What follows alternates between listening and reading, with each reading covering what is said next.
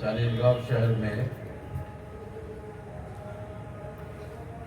EVM हटाओ देश बचाओ इस संदर्भ में जाहिर सभा का आयोजन किया गया है और इसके लिए जो विषय चर्चा करने के लिए रखे गए हैं वो विषय है भारतीय लोकशाही वाचवण्यासाठी ईव्हीएम इलेक्ट्रॉनिक वोटिंग मशीनऐवजी बॅलेट मतपत्रिका पेपरवर निवडणुका घेणे. दूसरा विषय ओबीसींची जाती आधारित जनगणना करणे. या दोन विषयांच्या अंतर्गत या ठिकाणी चर्चा करण्यात येत आहे. अनेक वक्त्यांच्या माध्यमातून बहुत सारे वक्ताओं के द्वारा अपने विचार यहाँ पर व्यक्त किए गए. मैं कुछ बातें कंक्लूडिंग में समापन में आप लोगों को बताना चाहता हूँ. साथियों, आधुनिक भारत में 1848 से लेकर 1956 तक फुले शाहू अम्बेडकर के द्वारा जो आंदोलन चलाया गया, उस आंदोलन को 1848 से लेकर 1956 तक 108 साल का समय होता है.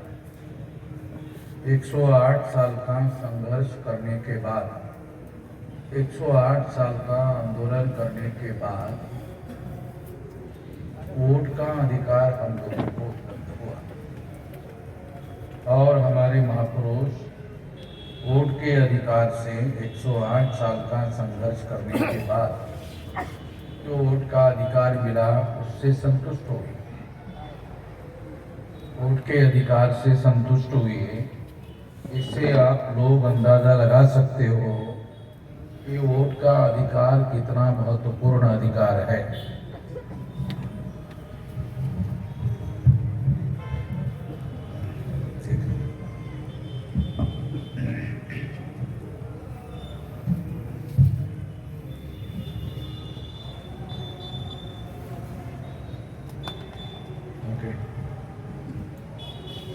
साथियों, तो ये जो 108 साल का संघर्ष करने के बाद जो वोट का अधिकार हम लोगों को मिला, उससे हमारे महापुरुष संतुष्ट हुए. उसकी बहुत बड़ी वजह,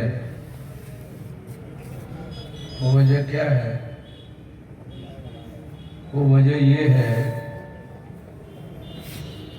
इससे संतुष्ट होने की वजह ये है कि इससे, इस अधिकार से, वोट के अधिकार से मूल निवासी बहुजन समाज के लोगों को आजाद भारत में शासक वर्ग बनाया जा सकता है. आप लोगों को इतिहास की अगर थोड़ी बहुत समझ है तो आप लोगों को जानकारी होगी कि कोई भी राजा खून खराबा करने के बाद ही बनाया जा सकता था, बनता था. दो राजाओं के बीच में लड़ाई होती थी, खून खराबा होता था, बहुत बड़े पैमाने पर खून बहाया जाता था और जब एक पराजित होता था, दूसरा विजयी होता था, तब कहीं जाकर वो राजा बनता था. ये जो लोकतंत्र आने के पहले की व्यवस्था थी, ये बहुत ज्यादा हिंसक व्यवस्था थी, बहुत ज्यादा खून खराबे वाली व्यवस्था थी. इसलिए साथियों, 26 जनवरी 1950 को जो संविधान देश में लागू किया, उस संविधान में भारत की प्रजा को वोट का अधिकार बहाल किया गया. पहले 21 साल के व्यक्ति को वोट का अधिकार बहाल किया गया. और बाद में इसे 18 साल का कर दिया गया। तो इसका मतलब ये है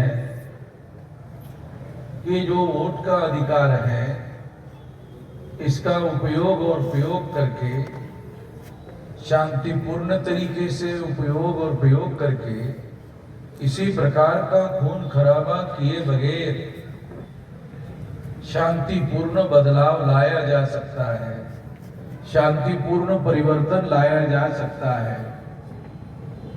ये इस तरह का अधिकार भारत के संविधान के द्वारा हमारे लोगों को बहाल किया गया। ये अधिकार बहाल करने के बाद ये बात हम लोगों को जानना समझना जरूरी है कि यदि वोट के अधिकार के द्वारा आप अपना राजपाट लाना चाहते हैं, तो केवल मात्र वोट के अधिकार से ये अधिकार राजपाट नहीं लाया जा सकता। वोट के अधिकार से राजपाट लाया जा सकता है, मगर उसके लिए केवल वोट के अधिकार से ये नहीं हो सकता। वोट के अधिकार से ये हो सकता है, मगर उसकी पूर्व शर्त है कि आपके पास संगठन शक्ति चाहिए। संगठन शक्ति के द्वारा